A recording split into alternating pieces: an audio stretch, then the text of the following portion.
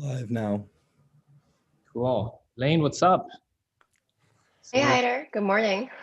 morning. So we're going to talk about LunarCRUSH. I'm so excited. This is going to be fun. And Yeah, you know what's even more fun is we've got Joe and John, the two founders of LunarCRUSH, with us. So this is going to be exciting. Um, we've been using LunarCRUSH and exploring it the last couple of weeks, and it's pretty fascinating. I think as a marketer, we're looking for tools that will give us other signals into user behavior, and this has been really interesting to play with. So I think what we wanted to do today was share how we're using LunarCRUSH as individuals or people working at Okcoin. And while we're exploring that and sharing those insights with you guys, investors and traders trading on Okcoin, we also have Joe and John to tell us how we should properly be using this tool, because I'm sure they know a lot more than us. And this is just meant to be a casual conversation. We play around with this tool, and hopefully the outcome we're hoping to achieve is you guys can explore the tool with us and see how you want to incorporate this as part of your daily investing or trading strategy. So with that said, let's do a quick round of intros. I think my name is Hyder. I run marketing here at Okcoin. Elaine. my name is Elaine. I do a lot of our crypto partnerships, listing, and the crypto community work. Right. And Joe. Yep, I'm Joe Vezzani. I'm the CEO, co-founder of LunarCRUSH. And John. I'm Jon Farjo, Chief Product Officer and run marketing, and I'm also a crypto trader. Amazing. So this will be fun. The limiting thing about existing social tools, analytics tools, listening tools, so on and so forth, is the data is not often reliable. The data fidelity is something you can't really depend on, and the quantification is questionable. You look at one tool versus the other, and the data is different oftentimes. And most of the native tools, while they have their own reporting, their APIs are really limited. So in crypto, social is such a big piece of what we do.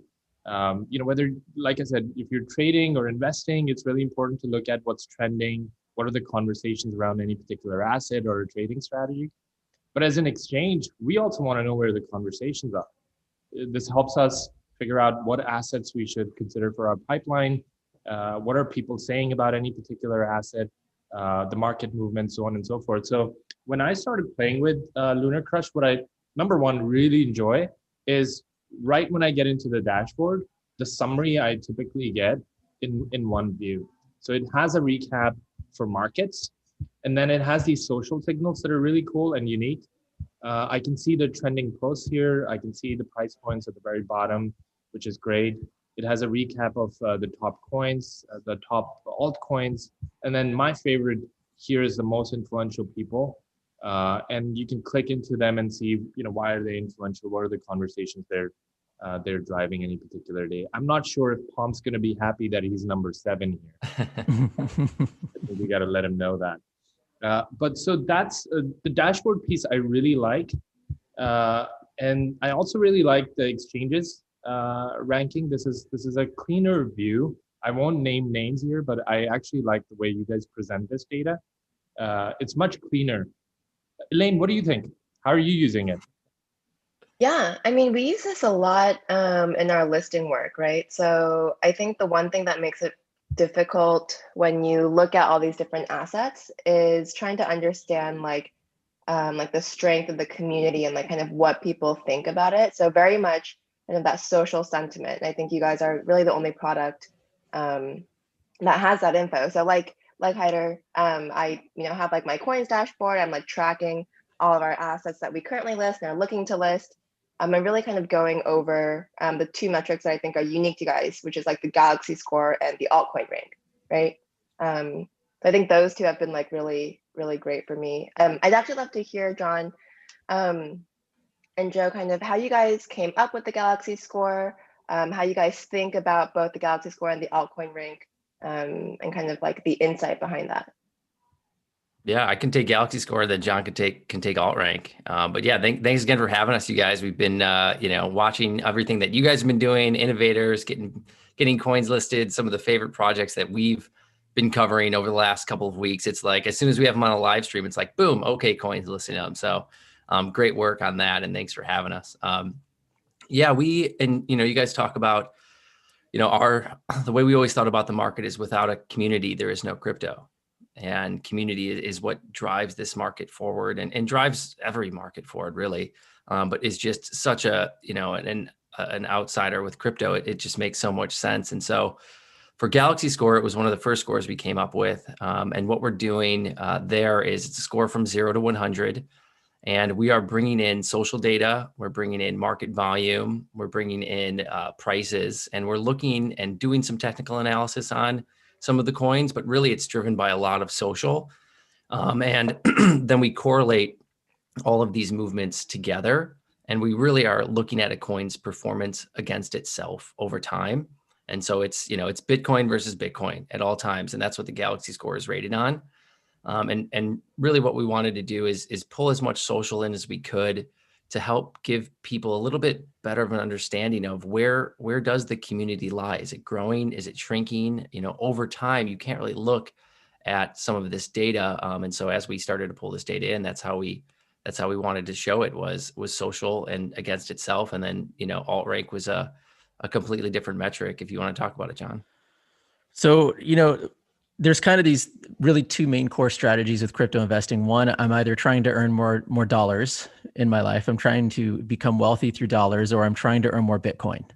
And if I'm trading an altcoin and losing my Bitcoin, I probably broke my strategy. And so it doesn't matter if an altcoin's up 20%. If Bitcoin's up 40, you just lost Bitcoin. And so that was one of the elements that we wanted to include in alt rank, to say, is this coin beating Bitcoin?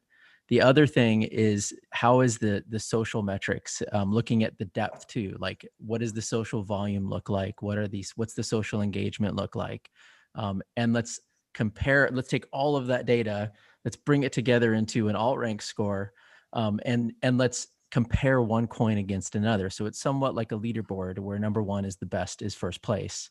And you get some really amazing results when you do that.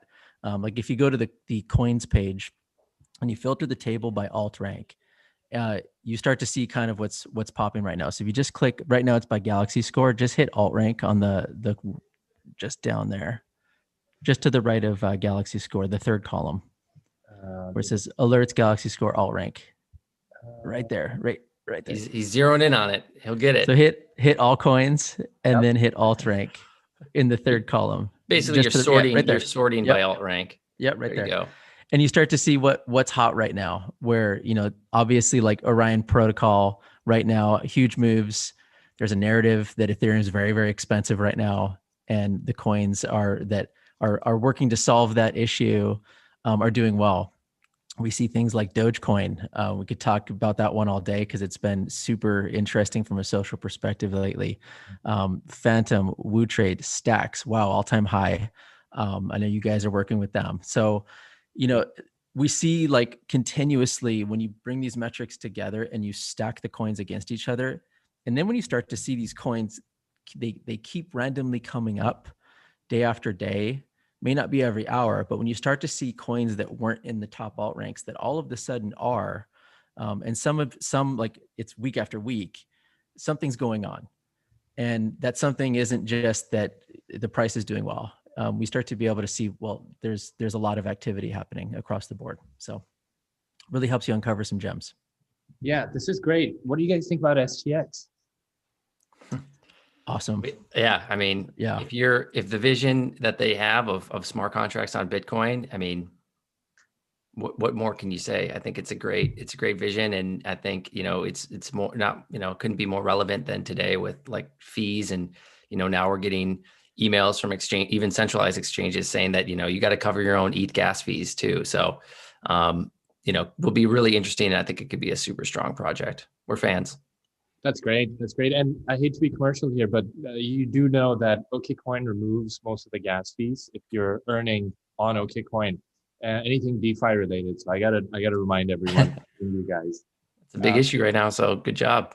Yeah, thank you, and we'll keep doing that. Doge is really interesting. I think there was a meme again from Elon this morning or a couple of hours ago. So I wonder if part of that is driving the ranking here today. What do you guys think? Sure, absolutely. In fact, I mean, to go back on Doge, I mean, I think I've given 2 presentations about Doge specifically, so I've a whole pitch on Doge here. But when you look back at the last month, I mean, this goes back. It's kind of fun because, you know, I'll go back to like 3 months ago. We were having to explain to people why social is important, and Wall Street Bets did that work for us. Now people are going, social is an integral piece of my investment strategy. I have to have this stuff. And Dogecoin was also part of the Wall Street Bets. They were talking about Dogecoin and pumping Dogecoin a lot in those forums. And so when you go from that to Elon Musk to Snoop Dogg to Gene Simmons and on and on and on, we started to see a lot of, I mean, the activity actually at one point, it was like 3 weeks ago, probably, I think, the activity was 2.5 times what Bitcoin is in one day. Mm-hmm. And so, meaning social volume, social engagement, all of these different metrics were 2.5x versus Bitcoin, which has never, ever happened. And when you play out the moves over the coming weeks, like if you change that 1 week time frame to like 3 months at the very top right of the screen there. There you go. And when you look and then change the left metric to social volume. And you start to see, I mean, these are huge moves in social volume. And you start to see like these big spikes, and then it kind of tapers off over time. And so when we look at that volume, I mean, what you're actually looking at, again, that big spike was 2.5 times Bitcoin.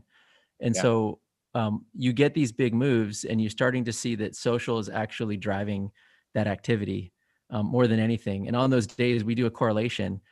Those days, it was a perfect correlation between social volume and price movements. And so if you're an investor, you could also take the inverse side of that and go, you know what? As you've seen the price taper off, so social has also tapered off. And so you should look for both sides of that. Like, not just is it spiking, but is it also falling down?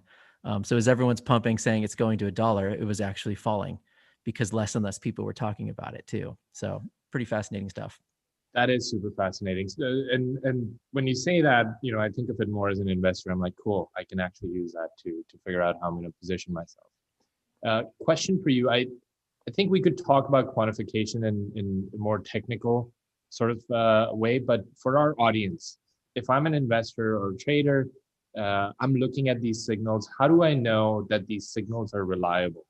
And can you talk a little bit about what APIs you're using to pull these signals? Is it just Twitter, or is it a combination of a couple of platforms? In simple terms, how would you describe the fidelity of this data? Like, should people trust it? What level of confidence they should have in this data?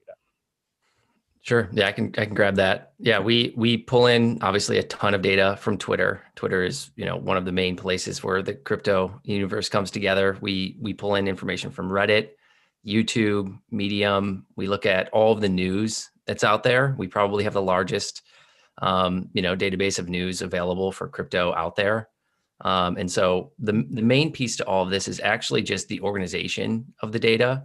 So we do use machine learning, and we've trained it. We've not pulled in just a random sentiment library of positive and negative terms. We've actually gone in and trained it on crypto specific language. Because as you guys know in the space, you know, it's a very different language than people use, you know, in Wall Street and other places. People aren't out there, you know, saying, you know, GE is mooning right now, or I got wrecked, you know, on Bank of America last week. Like, it's just not the language. And so in order to pick up sentiment, you need to be a little bit more specific. And so we've spent a lot of time just on organization of the data, cleanliness of the data, and pulling that stuff in and making it useful. And so, you know, when we first started, we're like, this is a lot of data. You know, are we a data company? And then we kind of said, you know, we're really more of a design and UX company, because we're the ones that are helping people understand how this data looks over time and presenting it and making it simple for people. And so that was always kind of the goal from day one. I love that you said UX and design. It's definitely lacking in our industry, and I think we have to talk about it to be able to change it. So I love that you guys are putting that as part of your agenda.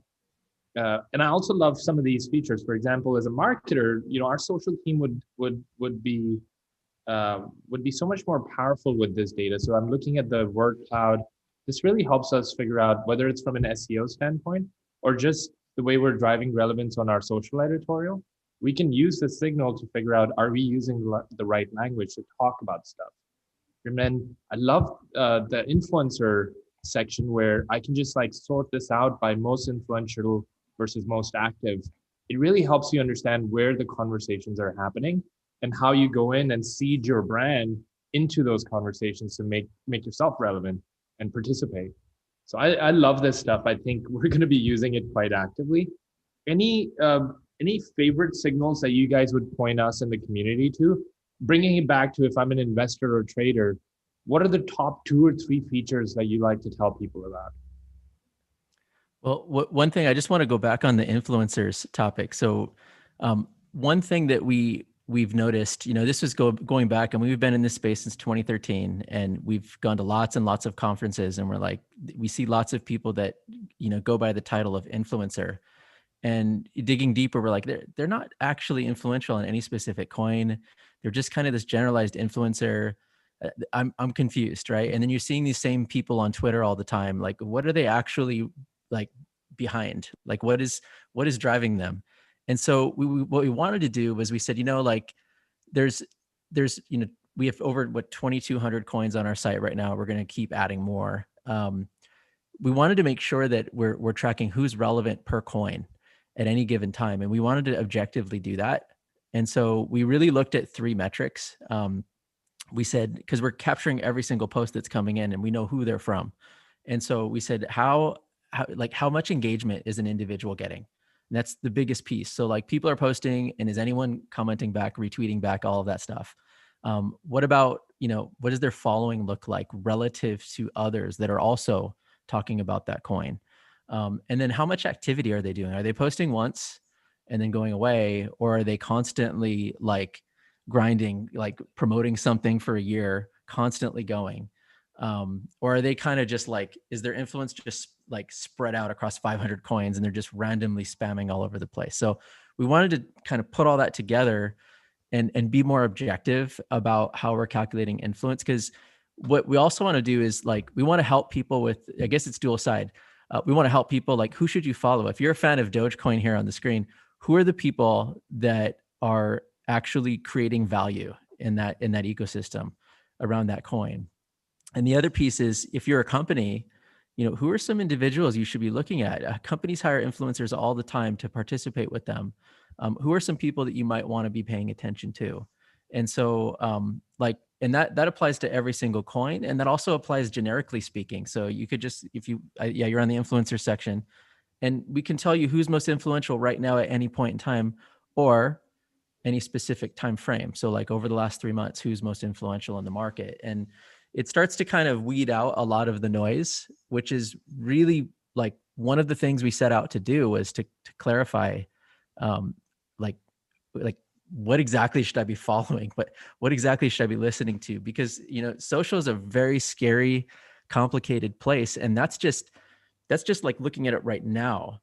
Like, if you just loaded up Twitter, that's just right now. Like, how does that stack up versus like the last year versus the last 3 months? So I think us clarifying influencer activity was a really big thing for us. But on your other piece, you asked about metrics. So we like them all. But that's probably not a good answer. I think, it's funny. A lot of people gravitate towards sentiment, and we like sentiment, but we do not gravitate to it. That's not ever really our first answer, because sentiment's a fun one. Things could be very negative. In fact, I'm going to go back to our favorite here, Dogecoin again. And I'm going to say there was a lot of negative sentiment as it was rising. Dogecoin can't possibly go to $1. Not going to happen. Not going to happen. 30 seconds later, Gene Simmons comes out talking about how he has a huge bag of Dogecoin. Like, sentiment's part of the equation. It's an element to look at, but more than anything, it would really be a combination of social engagement and social volume that one should look at initially. So like, meaning like, if you're looking at social engagement, and what that means is that's depth. That's like if someone does a social post about a specific coin, and all of a sudden there's all these comments and there's all of these retweets. And if you're on Reddit, there's all these upvotes and there's all these comments on Reddit too. And if you think about that, what that means is that there's actually like people that care. So people aren't, you can kind of fake a fake post every now and then. You get an influencer doing something, but like it takes a lot of effort to create a lot of really heavy engagement. And so that's one thing to look at. And the other piece I would say about that, when we're talking about it from an investment perspective, when you see these big spikes in engagement, more often than not, it's not all the time, but more often than not, we tend to see it followed hours later by trading activity. Hours later, a lot of times it's due to things like, I don't have any money on that exchange. I need to transfer. There's a delay. And so this is why, we get this a lot, like, well, great, the social volume's up, but that's because the price went up. Well, actually, no, we see a lot of spikes prior because people hear about something, they say, oh, wow, that's cool. They do some consideration, and then they go by and realize it's not as simple as like tapping a button on a phone. I may not have the account set up. I may not have money there, like all of the above. And so we see that a lot. Yeah. And as you were talking, I was thinking, if I am going to incorporate this in my trading strategy, I already probably have a list of, tokens or assets that I'm tracking. Where your tool becomes really powerful is you have to be tracking in a way that you're there before the conversation happens or when it starts to trend. And what I love about the platform is you can set up these alerts. So you don't have to just obsessively look at that screen. You can just be notified when the conversations are scaling, and that way you're already ahead of it. So I really enjoy that feature and tend to use it. Switching gears, let's talk a little bit about the name, LunarCRUSH. I love naming. Naming is such a fun and cumbersome exercise. How'd you guys come up with LunarCRUSH? It's always tricky to have your company name be two words, not one word. So would love to hear from you guys. Like, how did you guys land on that? What was the thinking behind it? There's a website called WuTangNameGenerator.com. And so what? No, I'm kidding. I'm kidding. Jon could take it. Tell him the story. Yeah, well, technically I'm going to give my wife some credit on this one. Who's actually upstairs right now. My whole house has 4 live streams going on right now. This is amazing. She's giving a class on social media to a nonprofit right now. It's pretty fun.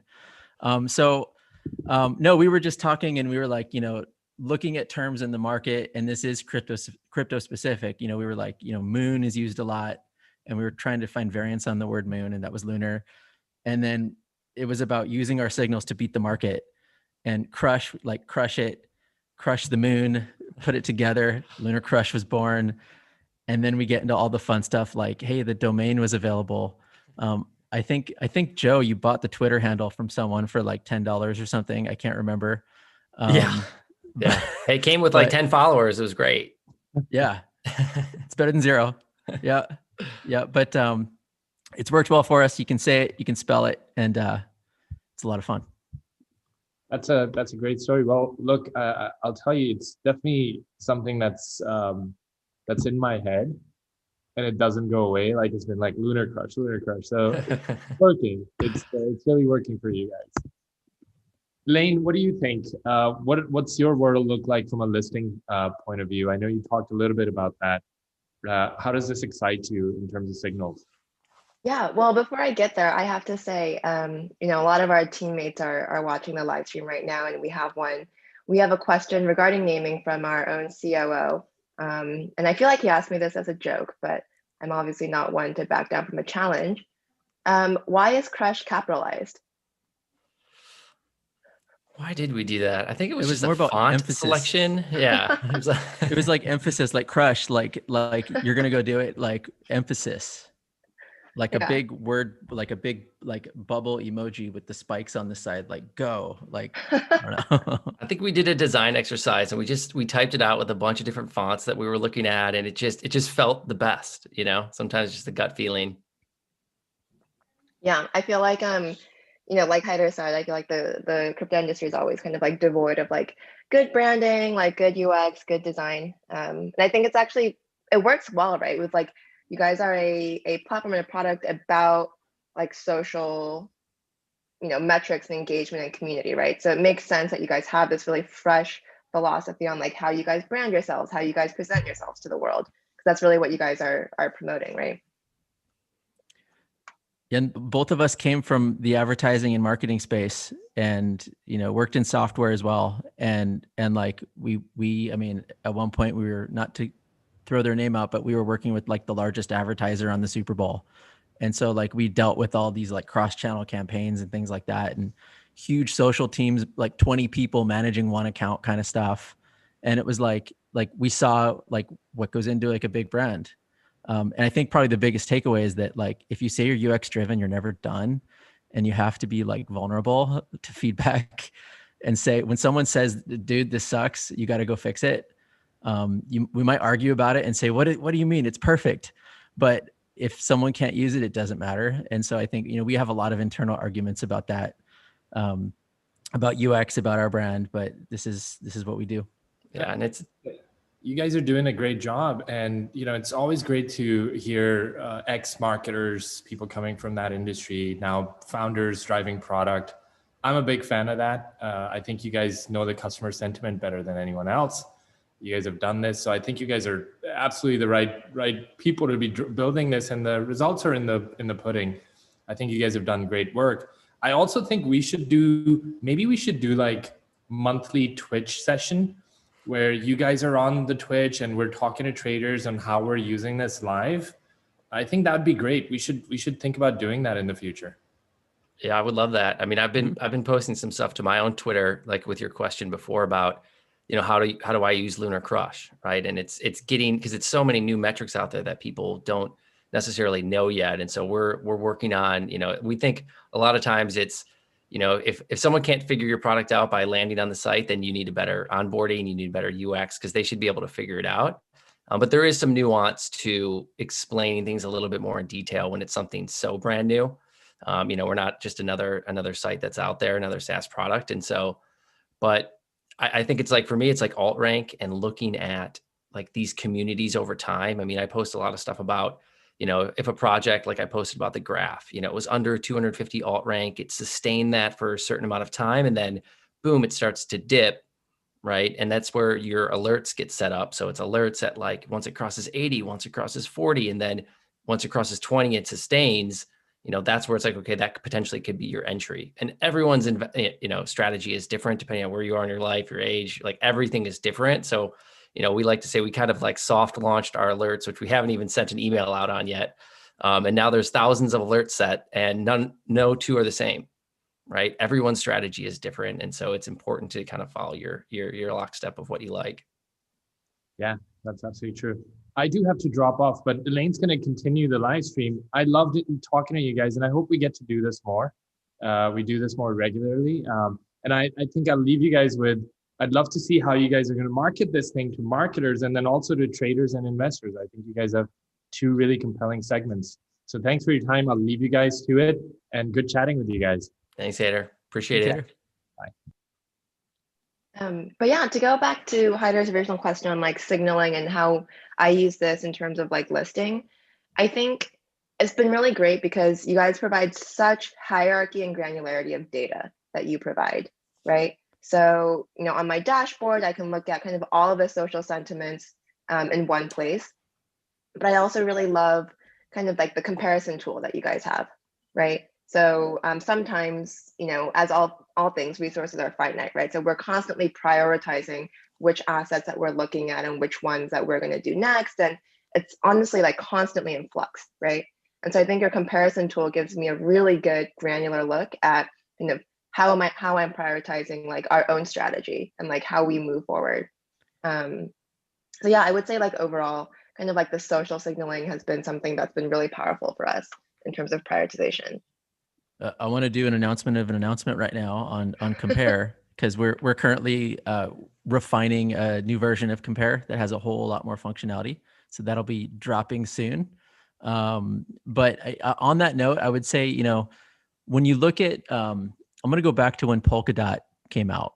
And when Polkadot came out, we started to see, when you think of comparison, I remember comparing it to Ethereum and seeing, well, okay, so obviously Ethereum's way larger. However, relatively speaking, this is accelerating far quicker. The social activity. This was when price was flat and $3 for Polkadot, and it wasn't moving very much for weeks and weeks, and it wasn't falling either. Why isn't it falling? Why is social activity keep going up while price is flat? What's going on? And then it just kept happening, and it just kept happening. And I think if you're looking at that, like if I looked at compare one time, I might get a snapshot. But if you keep going back and going, wait a second, okay, now it's a lot higher than last time. Wait, it keeps going. Why is the social activity? Why is the community size for Polkadot keep going up?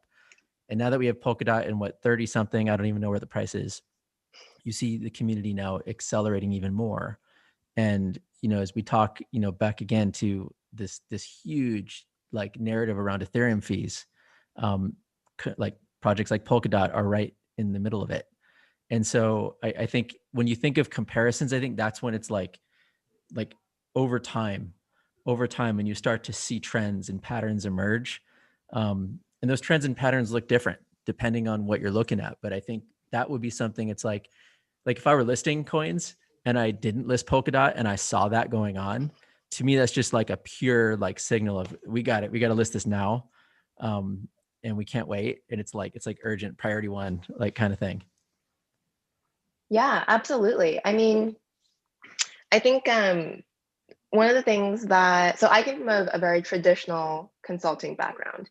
And so, contrary to, you both who were in maybe like advertising or had that exposure previously, for me, it was very much like, they're obviously not like consulting is not like the most creative and I guess like forward thinking industry, right? So things like social media, like social sentiment, advertising were all things that not necessarily were considered like dirty, but they were more like informal or like immature ways to like analyze or like assess things, right? And so like coming into crypto, I think I learned pretty quickly that, social engagement and community kind of excitement, all of these things are actually just the industry's own proxies for things like adoption or usage or like ecosystem development, right? And so I think, and I'm sure we saw this with Wall Street Bets and like Robinhood, but like you need to look really at like what these metrics actually mean for the industry, right? That you can't like take them at face value as in like when I'm like scrolling Instagram like on my own, right? It's a completely different way to assess these metrics. Yeah, I think with, consulting and depending on what part of the, the field that you're in, a lot of times you're dealing with things that are already working and you're kind of assessing those and breaking those things down and creating kind of metrics around the business and which share of the business is where and which budgets potentially go where and how to break those things down. With growth, there are things that you end up needing to do that you don't know if it's going to work. Right. So there's all of these brand new kind of, like you said, informal but creative ways to go out to market. And it's not guaranteed that, you're going to go and launch this new product or this brand and that it's going to work. Right. So you have to pivot quickly and you have to find something else that's work or look for the small thread of something that's making sense and kind of chase that thread down. And so it's just a little bit different of a way to think about it. In our space, it's tons of new people. Right. I mean, we talk about going to, the Blockstack Summit back in 2015 or 16. I can't remember when it was. And it was just all developers and like one hedge fund manager, one lawyer, and then like John and I. And, we were like seeing some of the presentations that were up and it was, some of the smartest people I've ever met in my entire life, Gini coefficient presentations on, black and white and all of these things. And I was like, no one understands what's going on except for the people in the room. And so how are you going to extrapolate that to 5 billion other people, if we want cryptocurrency to change the world, which we know it can. And so it takes we're like the next generation of people to kind of bring this, I feel, to the rest of the world. And so that's kind of where we see our responsibility lie. Yeah. Speaking about responsibility, like, how do you guys think about your responsibility or role as someone who provides information, right? I think Haidar touched on this earlier, kind of how do you, instill confidence in the objectivity of your data, right? And I think, in the past year, or actually not even past year, like the past couple of years, we've seen companies like Facebook and Twitter kind of get called out on understanding what their social responsibility is, right? in terms of how you provide information, like the impact of that information. Is that something you guys think about? Like, how do you guys address that kind of responsibility? You know, I think from our standpoint of collection, it's more like it almost like it doesn't have an opinion. We just, if someone's saying it, we collect it. And I think if we were to have our own first party content, we might have more of that responsibility. Like, for example, if we allowed for some more social interaction on our own site, and then we had the responsibility of somehow censoring that, that would be a challenge for us.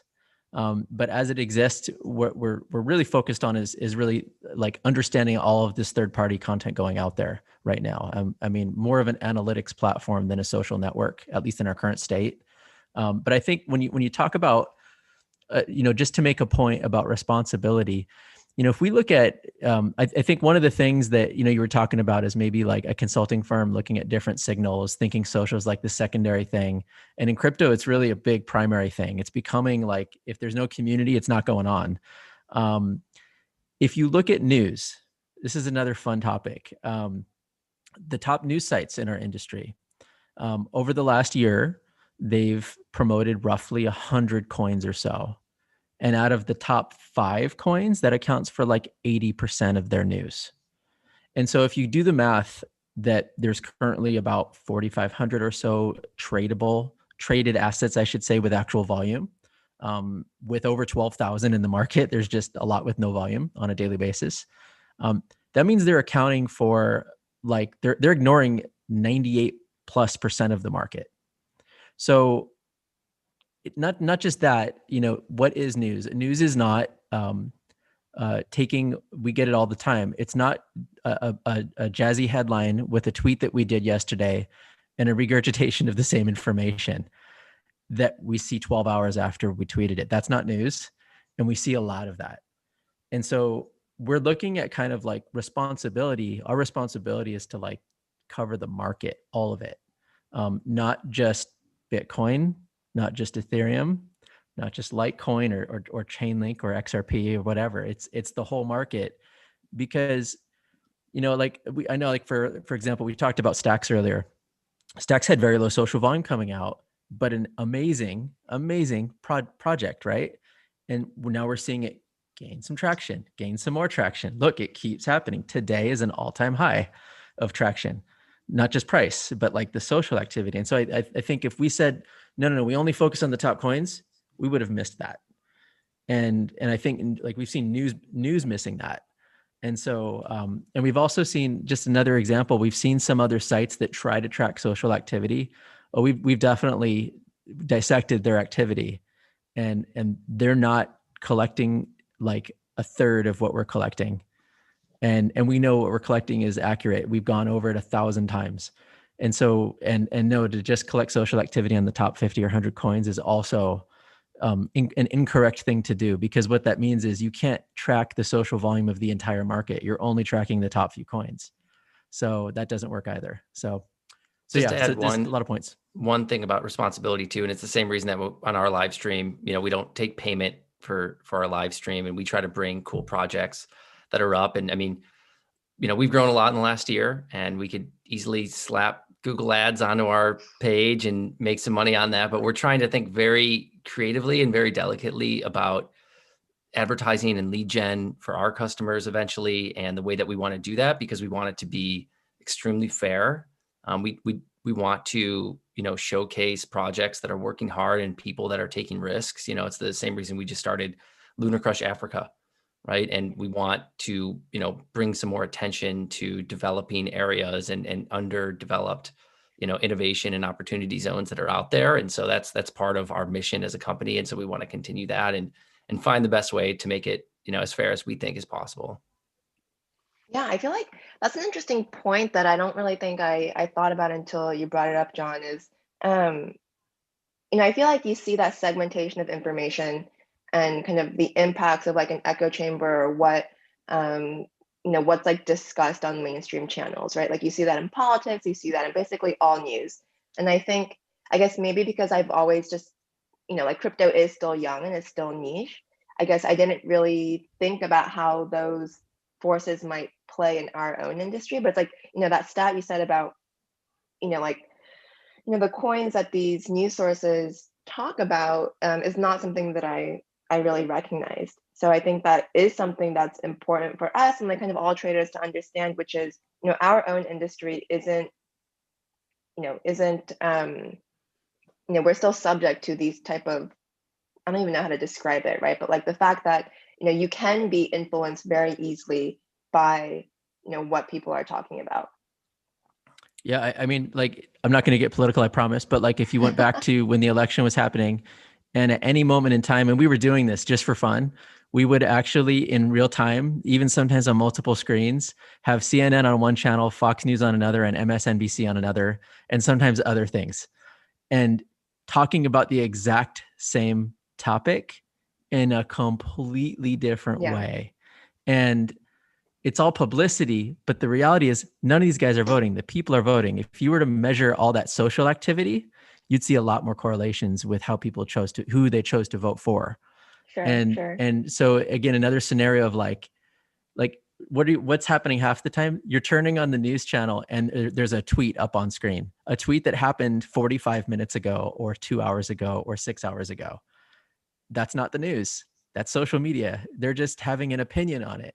Yep. And their own twist on it. But I mean, the reality is that's one tweet. There was now 18 million tweets talking about the same thing. You just don't know it. So I think, the news is an interesting thing for potentially like longer term conviction and understanding what's going on and major announcements and that sort of thing. If we're talking crypto again, like major releases, got listed on this exchange, like these big kind of things. But I mean, I'll go back even to when, earlier this year when the announcement was made that US banks are going to be able to use public blockchains. That happened on social first. It wasn't dropped on a news site first. It was on social first. And so if you were trading based upon that, do you want to wait for the news to hit the publish button in their content management system 30 minutes later or however long it takes? Or are you going to start listening to what just happened on social when now 1,900 people have talked about it before it even got published? So it's a little tough on like from the crypto side to like say, news can drive markets. Absolutely. Especially if it's first. It's just a matter of like, it's only on a few coins. That's the bigger problem than anything. Yeah. Joe, from like a product standpoint, right? How do you productize your company's mission and philosophy around news, objectivity, the easy and yet accurate portrayal of information? Like, how do you go about productizing that? Well, I think it's right now it's for us, it's just all about, are we giving our customers what they want to see, and are we listening to them and implementing the feedback aggressively enough to, see change. Right. And so right now we're just at the stage in our business where we're just continually, listening down that thread and following it as fast as humanly possible and making the changes. And then, using, being at kind of the core of that in our team and challenging ourselves and challenging the team to, continue take a leap forward in innovation when it comes to product.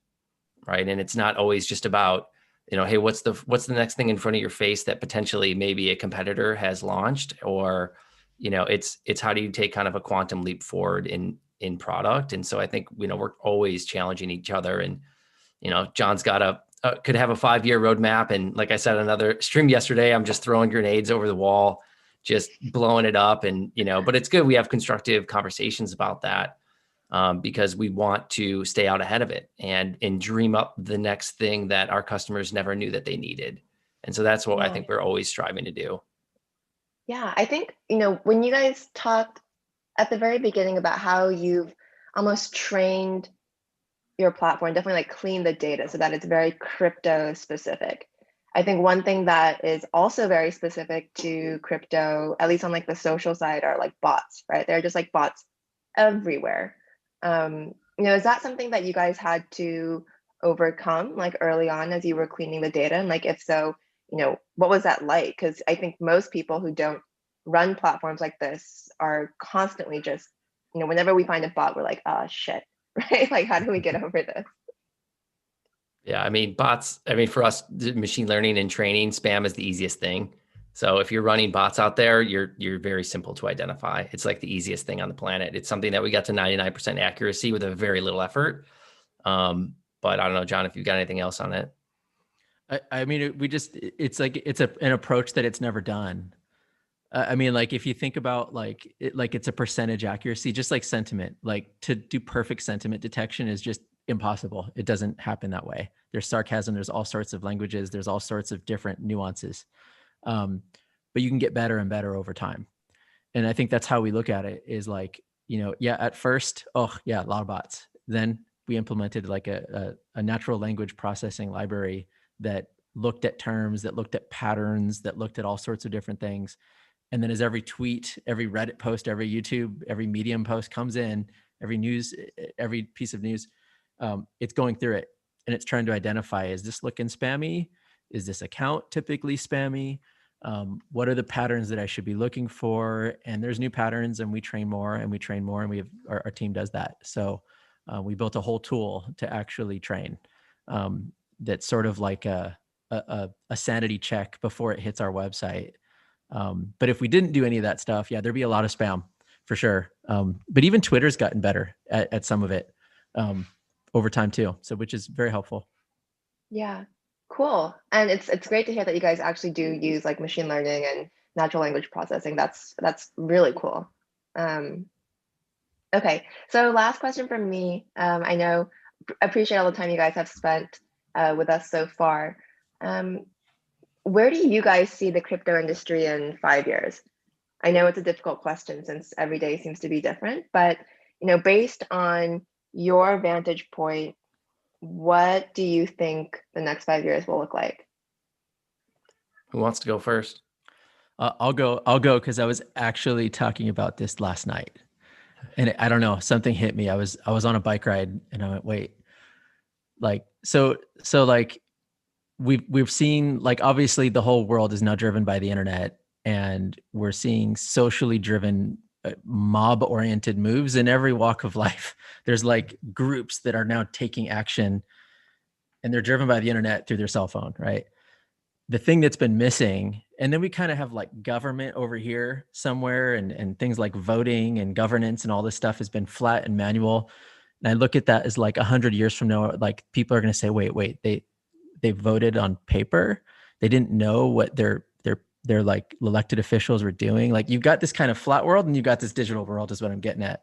And I think like when we think of like Web3 and we think of like the internet as we know it, without really so much of a user experience change, it's still maybe similar access points and that sort of thing, implementing decentralized technology, you start to get a really crazy, interesting world here over the next, and this is like literally, in my opinion, over 2 years, where you're going to start to see, like, just imagine everything that you do having a governance layer, having a token layer, every website you access, every app you access, and then think of what it means. And I won't go too far with it, but I think you're going to see like a convergence of like social, internet, and blockchain and all this stuff coming together. There's going to be whole new entities created out of it. Like what a company looks like, you might not recognize it anymore even. I'll stop at that. Go, Joe. Yeah, no, I think I'm kind of on the same thread, and it's probably because we talk for 12 to 15 hours a day. I think the company of the future changes, and when you think about, we're talking to developers and people that we're trying to hire, and some of these people were, Bitcoin core developers at like 15, right? And they've got 10 years of work experience at 25 already, and they're amazing, right? And that person potentially, it's like if you, like Tim always says, it's like if you're going to ask that person, hey, do you want 50 grand? Do you want it in dollars or do you want it in Bitcoin? What do you think that person's going to say? Right. And so as that generation starts to kind of infiltrate into the workforce in a much more meaningful manner, and they're going to look at innovating and starting a new business, why in the world are they going to have a traditional cap table oriented couple investor, the amount of time it takes for you to go and pitch these people and half of them don't understand what you're building, and half of them are naysaying, and half of them are just trying to get information from you because they invested in something else that that was similar to you. And it's just a very difficult market to navigate for innovators. My hope is, specifically with us being here in the United States, is that regulation changes, the acceptance of this new way of business, is accepted at the higher levels, and that we can bolster, these businesses up. And it's like, as a startup company in the space and having entities in different countries, there's other countries that offer grants, equity-free grants to startups, and like only half your team is there. And it's like, I don't see that in the United States, so my hope is that, and I believe that you're going to see a lot of new startups and innovation that are going to be tokenized. But my hope is that you will see some of the other large companies go the other way. The first stepping stone into the space is buy Bitcoin and hold it and figure that out, right? And that's what all the retail was doing in 2013 with Coinbase and other things. You're just seeing the institutional players figure that part out. They're at the buy and hold stage, and it's 2021. Give it some time, and Bitcoin is the stepping stone, into a little bit more innovation from their standpoint. And I think you're going to see, some Fortune 500 companies tokenize and go the other direction. Yeah, I feel Funny. like So I was just going to say, it also means there can't just be Bitcoin. So, there has to be interoperability. There has to be other things out there, whether it's on top of Bitcoin, aside of Bitcoin, Ethereum, whatever. I love Bitcoin primary holding, but I can't stand to just hear that it's the only thing in the world. And we see way too much of that these days. It's not helping anyone, in my opinion, at least. Yeah, I think it's I think my personal take is I guess I'm almost like asset agnostic, right? I think it's what that asset or what that ecosystem can actually kind of like open the door to, right? So you said, what was the number that you said earlier? Like you have what, 2,200 coins on your platform? Something like that, 2,000 something. Yeah. That's a huge number, right? And the idea that all of those assets need to exist in the current form that they exist right now, I think is just, there's going to be like a coalescence of these assets, right? Like they're all going to be interoperable. They're all going to, be connected and have that more kind of like Lego block characteristic, right? So being able to support that and create an ecosystem at a high level that actually promotes that, I think it's going to be really important for us. And I think, with the interoperability chains, we're starting to see a little bit more of that and kind of like go down that path. Couldn't agree more. Yeah, my theory is that, yes, these are all just startup companies, right? And, I think the majority, a lot of what happens with startups, most fail, right? So most of these companies will fail, but there will be many, many more in the future than there are today. And that's just the way that the market's going to roll. Very cool. Well, thank you guys so much for joining us today. As you know, we're huge fans of LunarCRUSH and your product. And as you can tell, we use it pretty frequently in our own decision making. So thank you guys on multiple levels for the work that you do. Thank you so much for having us. We really appreciate it.